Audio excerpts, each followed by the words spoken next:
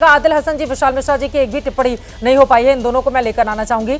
आदिल हसन साहब, पहले आपसे मैं टिप्पणी लेते हुए, यहां पर अगर बटेंगे तो कटेंगे वाला बयान दिया जाता है, आप दिखा दीजिए उनको टीवी स्क्रीन पर, अगर दिया जाता है योगी आदित्यनाथ की ओर से और पूरी बीजेपी आरएसएस उसको लेकर आगे बढ़ती है। दूसरी तरफ वहीं राहुल गांधी बार बार आरक्षण की बात कर रहे हैं और भी तमाम मुद्दों पर सरकार घेरते हैं। किस पर भरोसा ज्यादा लग रहा है आप लोगों को?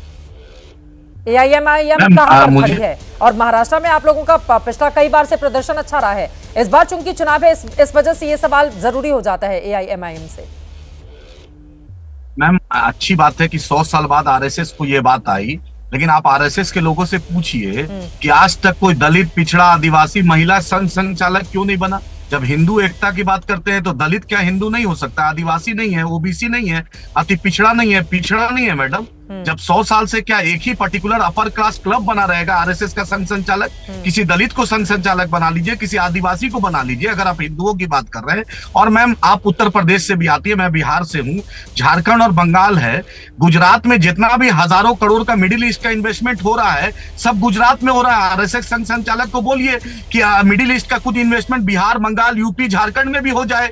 सिर्फ गुजरात के लिए, गुजरात के हिंदुओं का खाली विकास होगा क्या? जो बिहार से, झारखंड से, बंगाल से, उत्तर प्रदेश से, ईस्टर्न यूपी से जो बेचारा मजदूरी सूरत में और गुजरात के फैक्ट्रियों में कर रहा है, पंजाब के खेतों में कर रहा है, महाराष्ट्र में कर रहा है, तेलंगाना में, मद्रास में, तो वो हिंदू भाई को हक नहीं है। अरे अभी तो बजट में बिहार और आंध्र प्रदेश के लिए बड़ा बड़ा पैकेज दिया गया है, आपने देखा नहीं था क्या? बिहार और आंध्र प्रदेश के लिए बड़ा बड़ा पैकेज दिया गया है और 2 दिन पहले रेल लाइन को भी मंजूरी दी गई है आदिल हसन साहब। और इसी बात को लेकर तो विपक्षी दलों ने सरकार से सवाल पूछे थे कि बिहार और आंध्र प्रदेश को ही सब कुछ क्यों दिया गया। जी बोलिए। चित्रा जी, मैं विदेश से जो आरामको जैसी बड़ी बड़ी कंपनी जो इन्वेस्टमेंट कर रही है, आप खुद जानती है, गोरखपुर स्टेशन या बिहार का कोई भी स्टेशन देख लीजिए, सबसे ज्यादा मजदूर पलायन कर रहे हैं बिहार, झारखंड, बंगाल और उत्तर प्रदेश से। क्या आरएसएस को, बीजेपी को कष्ट नहीं होता है? पूरा इन्वेस्टमेंट क्या गुजरात में होगा? क्या हिंदू जो है बिहार के, झारखंड के, बंगाल के या उत्तर प्रदेश के, क्या हिंदू नहीं, उनको हक नहीं है? उनका हेल्थ इंडेक्स अच्छा नहीं होना चाहिए? उनका हेल्थ इंडेक्स, उनका जो लाइवलीहुड, उनका जो पर कैपिटा इनकम, उनका लिविंग स्टैंडर्ड क्या ऊंचा नहीं होना चाहिए? क्या आरएसएस को यह सोच नहीं सिर्फ देश का विकास गुजरात से होगा और संघ संचालक क्या दलित, आदिवासी, पिछड़ा, अति पिछड़ा महिला बनेगी? ये हमारा सवाल है। अरे आप ही अपनी पार्टी का अध्यक्ष क्यों नहीं बैठा देते हैं? किसी दलित व्यक्ति को आप ही एआईएमआईएम का अध्यक्ष क्यों नहीं बता देते हैं? 1984 से लेकर या उसके पहले से भी एमआईएम में एक परिवार से बाहर कोई बना है क्या अध्यक्ष? बताइए आप मुझे। और उसके बाद पहले असदुद्दीन ओवैसी के पिताजी थे, उसके बाद असदुद्दीन ओवैसी साहब आ गए।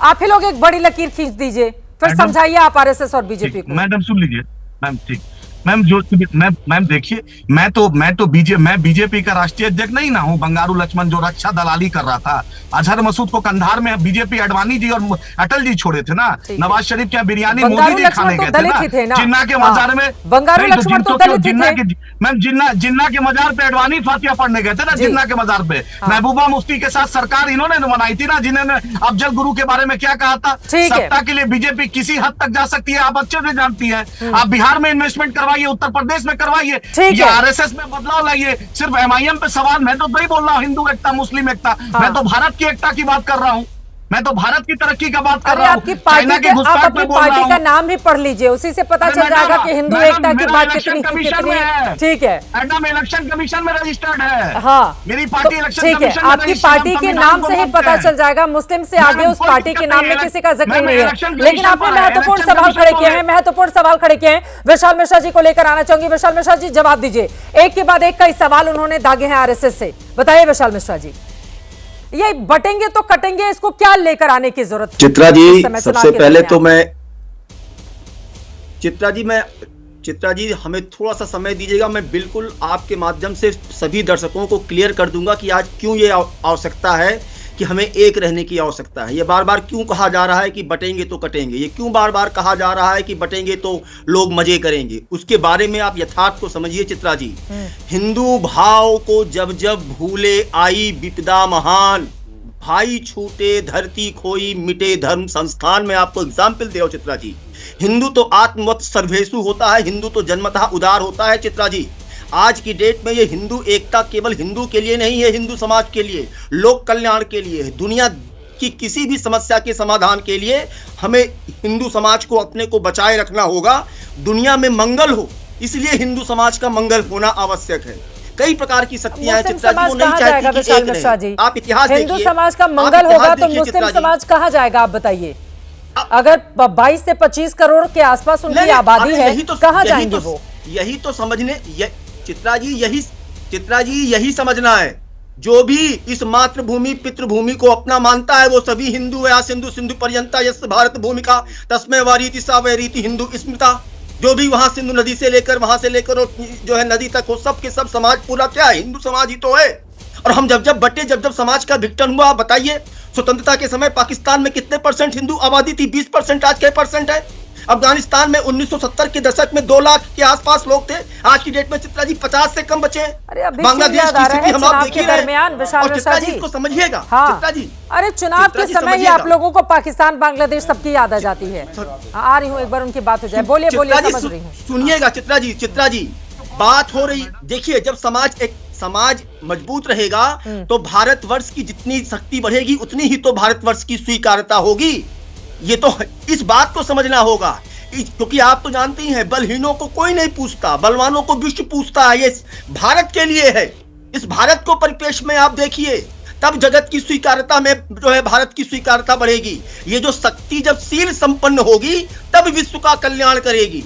वो लोग इस पर बात ना बोले करेंगे। ये जो 25 करोड़ आबादी है हमारे देश की, ठीक है, इंडोनेशिया के बाद सबसे ज्यादा मुस्लिम अगर कहीं रहते हैं तो वो हिंदुस्तान में रहते हैं। वो कहाँ जाएंगे? वो कहाँ जाएंगे?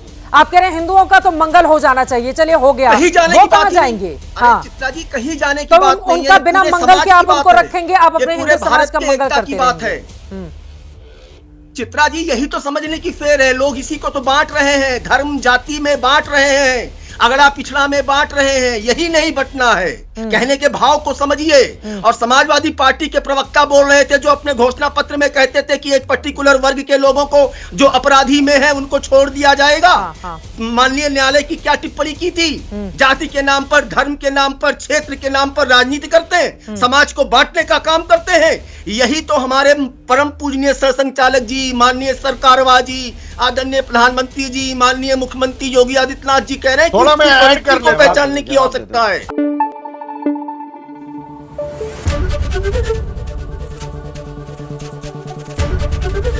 एबीपी न्यूज आपको रखे आगे।